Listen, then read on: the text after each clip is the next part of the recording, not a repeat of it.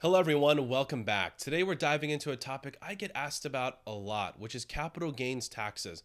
I'll explain what they are, who they affect, and I'll share some strategies to help you manage your capital gains taxes more effectively. My name is Zach Gardesi. I'm a certified financial planner. I'm the founder of Wealthstone, which is a private wealth management firm based out of Scottsdale, Arizona. And if you find the content of today's video to be helpful, please subscribe, like, and share it with someone who you think could also benefit. This could be family, friends, or a colleague. And if you have any additional questions, or maybe you'd like me to review your capital gains situation, my contact information will be in the description box below. And I look forward to answering any questions that you may have. So let's get right into today's video. So when you invest in something, stocks, bonds, mutual funds, real estate, or even start a small business, you start with what's called a cost basis. That's the value of your investment when you first bought it or started it.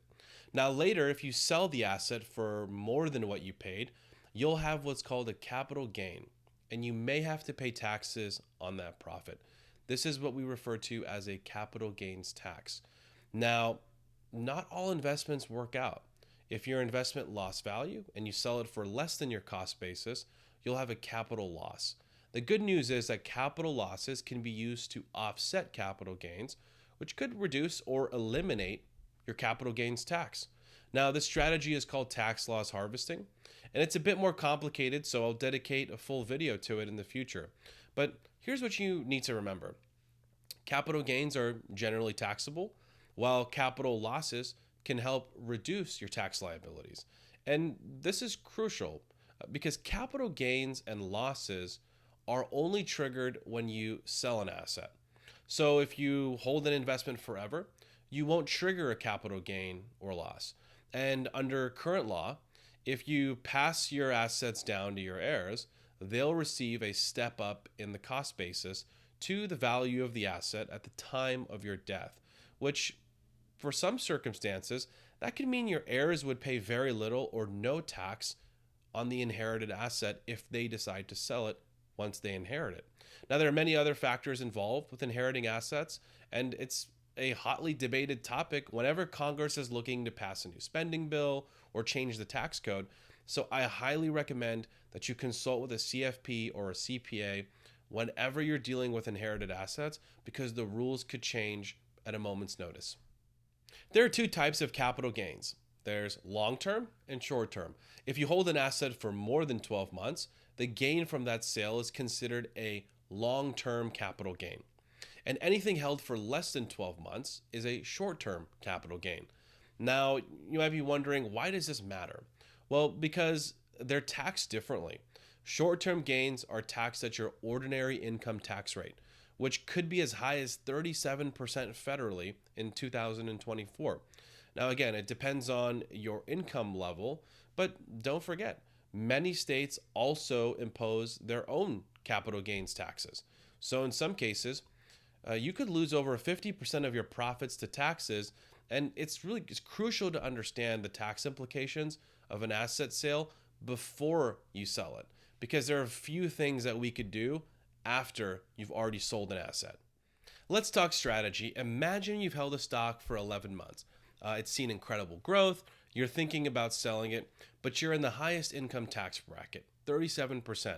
And let's assume you live in a state with no income taxes or capital gains taxes. If you don't consider the difference between short-term and long-term gains, and you decide to just sell it right now, you could lose about 37%, which that's what you'll lose as a short-term capital gains tax. But if you wait just 1 month and your gain is considered long-term, that would be potentially 0, 15, and 20%, and it depends on what your income is. And if you're married filing jointly, it's depending on what your combined income is. So it's important to plan together on these types of asset sales. Now, I'll give you something else to think about. Some states, as I mentioned, don't charge capital gains taxes at all. And if you're sitting on a large gain, and you're considering moving to a state for retirement that has lower taxes, like Texas or Florida, which is pretty common in retirement. You typically work in in a high income, high tax state, and maybe during your retirement years, you decide to move to Florida or Texas or somewhere with lower income taxes. Well, there could be a strategy there where you potentially wait until you establish residency and, of course, follow the laws and regulations of doing this correctly and sell your asset later in life once you're potentially in a lower tax state. Now, of course, I recommend you consult with a tax lawyer whenever you're deciding to do a strategy like this. But, we think about Jeff Bezos, for example. He moved from Washington to Florida. You look at Elon Musk, he moved from California to Texas. Both are billionaires. Both are sitting on very large unrealized capital gains. And they'll tell you they've got their own specific reasons for moving to those particular states. And I'll let you come up with your own conclusions. But that's just a little bit of extra information in regards to a strategic way of thinking about managing your capital gains taxes. Now, I need to make an important point here. Don't let taxes be the sole driver of your investment decisions. I've seen people hold on to stocks, businesses, or real estate far longer than they should have. And then they did that just to avoid paying taxes. Then, something unexpected happens. Maybe the company's stock drops or the real estate market changes, and then they lose a significant portion of their wealth just by waiting to save a little bit more on taxes. Now, remember the old saying, a bird in the hand is worth two in the bush. And a CFP with tax planning experience can walk you through strategies to sell your assets while minimizing or even eliminating, in some cases, the tax implications. So let's talk about retirement accounts. Investments in your 401k or IRA are tax deferred, meaning you won't pay taxes, including capital gains taxes, on those investments while they're in the account. You could trade in those accounts, and if you're making gains or losses, it doesn't apply to those types of accounts. But when you start to withdraw money from those accounts, that's when you'll pay ordinary income taxes on your withdrawals, not capital gains taxes. Now, you could have a Roth 401k or a Roth IRA as well. But even those accounts, which typically have tax-free withdrawals, they have rules as well, such as the 5-year rule. And you should be aware of that while you're withdrawing funds or considering it from your Roth accounts, because if you violate the 5-year rule, that could cause you to end up having to pay taxes or even penalties if you're under the age of 59 and a half. And remember, the withdrawals from your retirement accounts, they're considered part of your taxable income.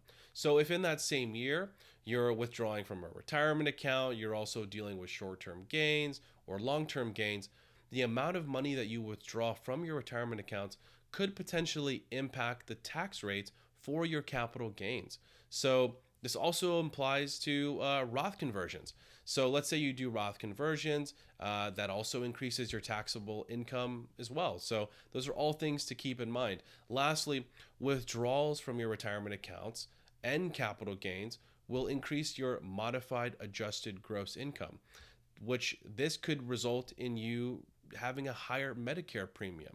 That would apply for anyone over the age of 65 and is on Medicare, of course. So if you don't plan ahead, your investment portfolio could eventually start to feel like you're playing a game of Minesweeper and could lead you to paying unnecessary taxes or making other costly mistakes. This is why I recommend consulting with a CFP to walk you through the implications of various decisions that you decide to make, whether it's selling assets in your portfolio or making withdrawals from your retirement accounts. So to wrap this up, investments in non-retirement accounts like stocks, mutual funds, real estate businesses, or even crypto are subject to capital gains taxes. Now, pay close attention to whether your sale would trigger a short-term or long-term gain and plan ahead to avoid paying unnecessary taxes. Now, if you or someone you know is going to sell a highly appreciated asset, whether it's stocks, real estate, or a business, I'd love to discuss how you can strategically navigate that sale to minimize your potential tax liabilities. Now, please feel free to reach out. As I mentioned, I'll leave my information and contact info in the description box below. I would be happy to answer any questions that you might have. So thank you so much for tuning in, and I look forward to seeing you in the next video.